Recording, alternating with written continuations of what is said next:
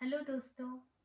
ICSE पाठ्यक्रम में एकांकी संकलन है और एकांकी में एक एकांकी है संस्कार और भावना। मैं देखती हूँ कि बच्चे एकांकियों को चुनने में समझ नहीं पाते कि कौन सी एकांकी को चुने। तो मैं सलाह भी देना चाहूँगी कि यदि परीक्षा के लिए आप संस्कार और भावना एकांकी चुनते हैं तो ये आपके लिए आसान होगा। आसान इसलिए क्योंकि इसमें ज़्यादा पात्र नहीं है, ज़्यादा संवाद उमा और बहू के बीच में है और कहानी का जो बनावट है, जो शिल्प है, जो मूल संवेदना है, वो भी अपेक्षाकृत सरल है। तो इसी एकांकी पर हम बातचीत करेंगे। मैं मानकर चल रही हूँ कि एकांकी का पाठ आप लोगों ने कर लिया है। एग्ज़ाम में जिस तरह के प्रश्न आते हैं वो आपको पता ही है, 2+2+3+3। तो जो ऊपर के 2 प्रश्न होते हैं वो कथानक से संबंधित हो सकते हैं, किसने किससे कहा, इसका संदर्भ पूछा जा सकता है। और तीसरा और चौथा जो प्रश्न रहता है वो चरित्र चित्रण या मनोभाव, एकांकी का उद्देश्य या हाई ऑर्डर थिंकिंग स्किल से संबंधित रहता है। तो इस परीक्षा को ध्यान में रखते हुए हम इस एकांकी की चर्चा कर रहे हैं। सबसे पहले हम बात करेंगे एकांकी के परिवेश की। परिवेश इसलिए क्योंकि आज ये एकांकी क्यों प्रासंगिक है, इसको हमको समझना ज़रूरी है।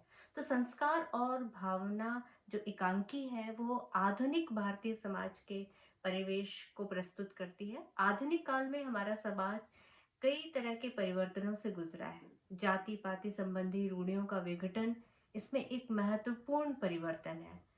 सामाजिक मूल्यों के बदलाव की ये जो प्रक्रिया है, इससे हम आंतरिक और बाहरी संघर्ष दोनों से गुजरे हैं।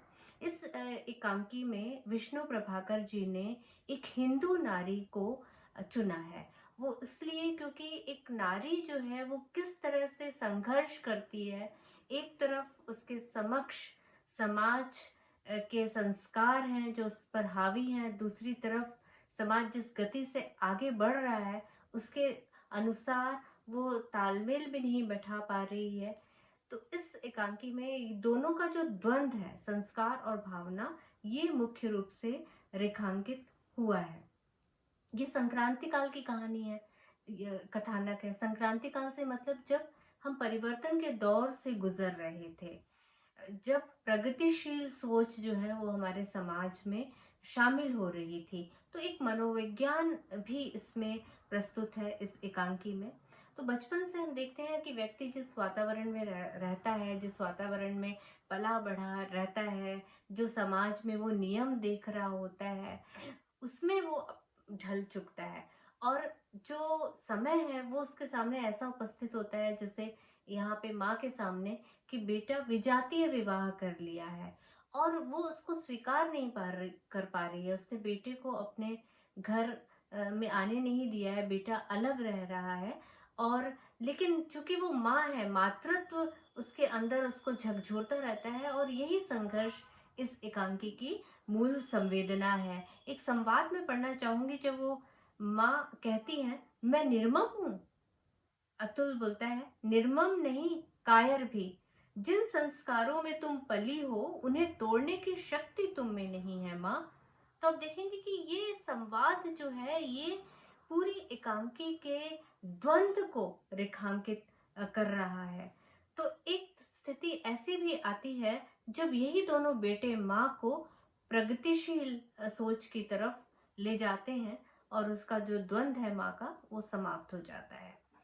तो इस प्रकार ये एकांकी का परिवेश है जो हमारे देश के, आज के समय को भी इसमें देखा जा सकता है। धन्यवाद।